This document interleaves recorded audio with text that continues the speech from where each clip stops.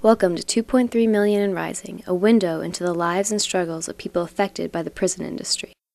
Cecilia Coleman, founder of Mothers Against Conviction of the Innocent, or MACOTI, knows firsthand how devastating a wrongful conviction can be. Coleman's son, Joseph Hall, was sentenced to 17 to 35 years in prison last winter for a homicide which occurred in the Pittsburgh neighborhood of Homewood. This was a conviction which had little to no evidence against Hall and was supported by key testimonies which have now been revoked. Coleman and friend, ex-Pittsburgh police officer, 22 years, Kevin Ghafoor, speak with FedUp about the wrongful conviction of her son, the reasons behind it, and what can be done. The background is a homicide occurred December 20th, 2006. A young man was shot on foot in the Homewood section of the city of Pittsburgh. Miss Cecilia Coleman received information while she was on her job that the young man that was shot was her son. She left the job, went to the scene, and encountered City of Pittsburgh homicide detective Kenneth Ferry, I believe it was. She told Kenneth Ferry that she believed her son was the one who was shot and killed. She gave all the information, basically anything and everything that you would need about a person, and the detective said that he would get back to her and let her know later on whether or not it was her son. It wasn't Miss Coleman's son who was killed. It was another person, but he used that information, compile a photo array of her son, and made him a suspect. Another young man who was in the area earlier got a phone call and was told that they were saying that his car was used in this homicide.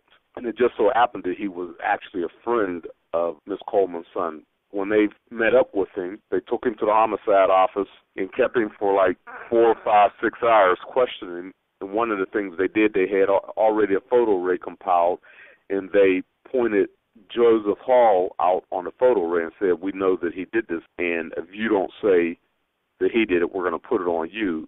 Well, the next day, police went up to Mrs. Coleman's house without a search warrant, looking for Joe Hall, and they bogarted through the door, went through the house searching for Joe, also searching for weapons and any other type of contraband that they could find to link him to the homicide, which they found. Joseph was not here, neither were there any weapons or any other types of contraband at that location. From the beginning, everyone alleged that Joseph Hall was in the back seat with his hand extended out of the right rear window with a semi-automatic handgun, shooting approximately 20 rounds. Now, this was from a star witness who stated all this. When an automatic handgun is used and your hand is out of the window, you're spitting shell casings out of your firearm, which will land on the ground or wherever in the grass. And when you have about 20 and 30 police officers on the scene looking for evidence, someone should have found a .22 caliber round. Not one .22 caliber casing was found that day. And also they took the young man's car. It was tested for prints the same day of the homicide. The young man whose car was stolen, his name is Alan Struthers. His prints was in the car. The co-defendant Lamont Hall's prints was in the car, but none of Joseph Hall. Neither was there DNA or gunpowder residue, and definitely not in the back seat area.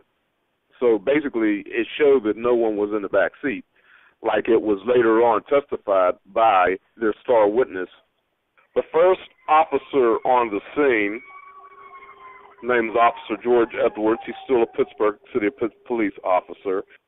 He and I were talking one day in court, and he explained to me that several people came up to him the day of the homicide and said that the young man was shot by someone on foot who shot him in the back in a shootout and ran down the street. And the lead homicide detective, James McGee, even brought it up at an evidentiary hearing, but it was never mentioned at the main trial. Someone recovered a gun that day and saw the whole shooting, and he was arrested later on with the gun, and he said he would be cooperative and let everybody know what was going on, and they just shut him up. When he attempted to get in contact with people, they basically punished him while he was down in the county jail. And no one else in that area seen Joseph that day down there, and Joseph had 2 alibis and panels that seen Joseph at around 3 o'clock.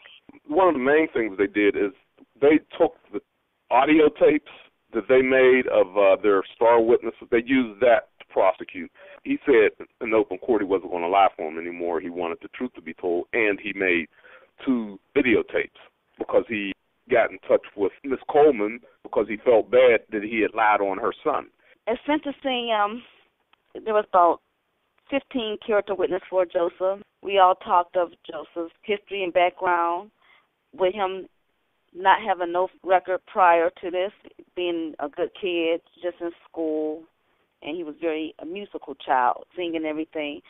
We all gave our statements, and when it was over, the judge looked at my son and was saying that was execution. You designed this. It was cold, calculated execution style, and he had to do that because he gave him 17 years, even though the jury gave third degree, which is not premeditated at all. I believe it was a protection turf thing because the judge, the DA office, and the cops, they're all friends. They all get along. They all play golf and eat together. So right now, I have like an open filing complaint on both of these. The Pittsburgh police detectives, along with the prosecutor on this case. So, of course, they're not interested in the truth. But, they're taking out my son in this case. They're being very unethical about it, unprofessional, because of these open cases that's on both of them. They had done a lot of wrongdoings, like illegal searches in people's houses, illegal interviews with juvenile arrests. The bottom line is it came down to this. Everything that was done was because they decided they had to do whatever they could to cover their butts. Because if someone ever really looked into it like it needs to be looked into, they would have to probably start pulling up other cases to see what other misconduct was done by the police, homicide detectives, and the DA's office, especially Mr. Fitzsimmons. You're supposed to put out there whatever is out there that can also show that the accused is innocent just as well as guilty, in which they did not do that. His lawyer, attorney Paul Gettleman, put in for a motion called reconsideration of sentencing, and that was in June. And the judge, he denied it that day, but now he has up to 60 days to give a brief synopsis of why he denied it. So we're waiting for him to turn that into Superior Court so Joseph's lawyer can dispute. You could get a little bit more of the background at Makati.org, MACOTI.org. We're also there to help other folks because we know it happens every day. And we're just looking to speak out, to go far, to be heard, and show how the justice system is ran in this country. And if you're someone, even like myself, who is on part of the justice system, if you believe in what's right, even you're looked down upon. We're there to hopefully one day create a watchdog. I think there's power in people, and we stick together, we can make a change. Because otherwise, Commonwealth, along with any other city or state, will just keep on convicting innocent people, or we let cops feel comfortable they can not do their job or don't want to do their footwork or leg work.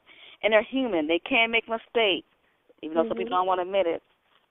This information was brought to you by Fed Up, a chapter of the Human Rights Coalition. To contact us, please visit thomasmertonCenter.org/FEDUP or write to Fed Up at 5125 Penn Avenue, Pittsburgh, PA 15224.